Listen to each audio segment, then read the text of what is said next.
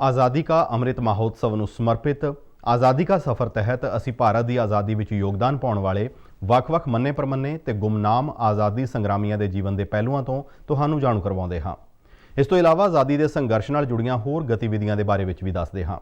ਅੱਜ ਦੀ ਕੜੀ ਵਿੱਚ ਅਸੀਂ ਮਹਾਨ ਰਾਸ਼ਟਰਵਾਦੀ ਬਿਪਿਨ ਚੰਦਰਪਾਲ, ਆਂਧਰ ਕੇਸਰੀ ਤੰਗੂਤੁਰੀ ਪ੍ਰਕਾਸ਼ਮ ਅਤੇ ਆਜ਼ਾਦ ਹਿੰਦ ਫੌਜ ਦੇ ਮੈਂਬਰ ਲਾਂਸ ਨਾਇਕ ਹਰੀ ਰਾਮ ਬਾਰੇ ਜਾਣਕਾਰੀ ਦੇ ਰਹੇ ਹਾਂ।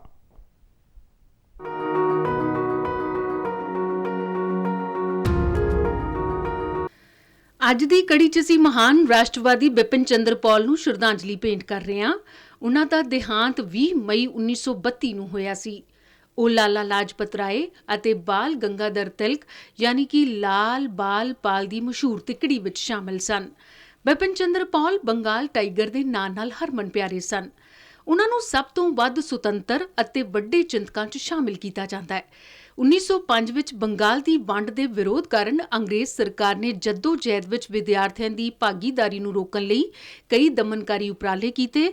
ਉਹਨਾਂ 'ਚ ਇੱਕ ਕਾਰਲਾਈਲ ਸਰਕੂਲਰ ਸੀ ਜੋ ਬੰਗਾਲ ਦੇ ਮੁੱਖ ਸਕੱਤਰ ਥਾਮਸ ਕਾਰਲਾਈਲ ਨੇ ਜਾਰੀ ਕੀਤਾ ਸੀ।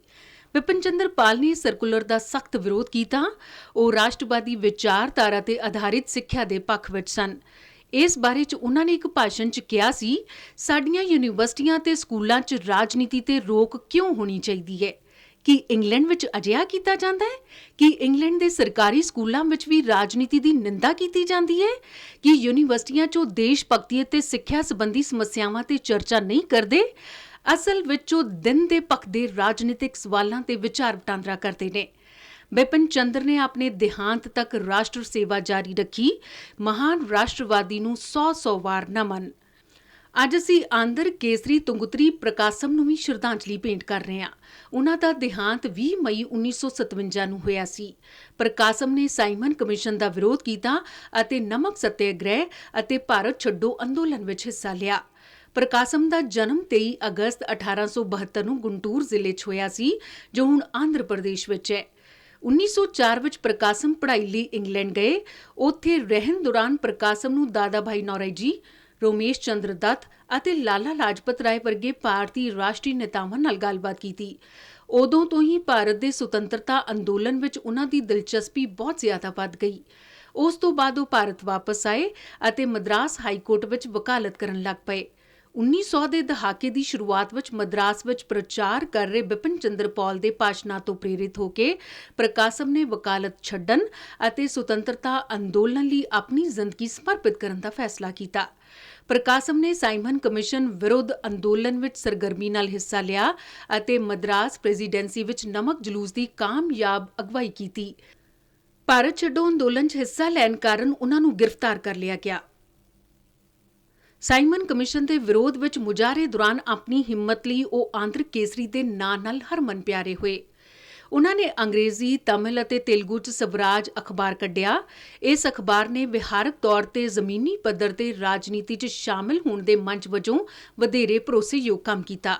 ਪ੍ਰਕਾਸ਼ਮ ਨੂੰ 1937 ਵਿੱਚ ਮਦਰਾਸ ਪ੍ਰੈਜ਼ੀਡੈਂਸੀ ਵਿਧਾਨ ਸਭਾ ਲਈ ਚੁਣ ਲਿਆ ਗਿਆ। ਉਹਨਾਂ ਨੇ ਇਸ ਦੌਰਾਨ ਮਾਲ ਮੰਤਰੀ ਦੇ ਅਹੁਦੇ ਤੇ ਕੰਮ ਕੀਤਾ। 1946 ਵਿੱਚ ਉਹ ਮੁੜ ਤੋਂ ਚੋਣ ਜਿੱਤ ਗਏ ਤੇ ਮਦਰਾਸ ਪ੍ਰੈਜ਼ੀਡੈਂਸੀ ਦੇ ਮੁੱਖ ਮੰਤਰੀ ਬਣੇ। ਪ੍ਰਕਾਸ਼ਮ ਨੂੰ ਮਦਰਾਸ ਤੋਂ ਸੰਵਿਧਾਨ ਸਭਾ ਲਈ ਵੀ ਚੁਣਿਆ ਗਿਆ। ਸੁਤੰਤਰਤਾ ਤੋਂ ਬਾਅਦ ਪ੍ਰਕਾਸ਼ਮ ਨੇ ਭਾਸ਼ਾ ਦੇ ਆਧਾਰ ਤੇ ਆਂਧਰ ਪ੍ਰਦੇਸ਼ ਸੂਬੇ ਦੇ ਗਠਨ ਦੀ ਦਿਸ਼ਾ 'ਚ ਕੰਮ ਕੀਤਾ। ਉਹਨਾਂ ਨੇ 1952 'ਚ ਹੈਦਰਾਬਾਦ ਸਟੇਟ ਪ੍ਰਜਾ ਪਾਰਟੀ ਬਣਾਈ।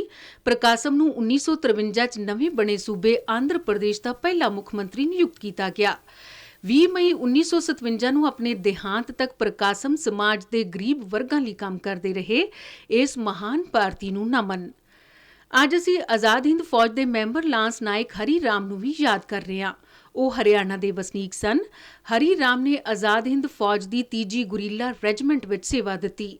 ਭਾਰਤ ਬਰਮਾ ਸੀਮਾ ਨੇੜੇ ਲੜਾਈ ਦੌਰਾਨ 20 ਮਈ 1944 ਨੂੰ ਉਹ ਸ਼ਹੀਦ ਹੋ ਗਏ। ਭਾਰਤ ਮਾਂ ਦੇ ਇਸ ਮਹਾਨ ਸਪੁੱਤਰ ਨੂੰ 100 ਵਾਰ ਨਮਨ।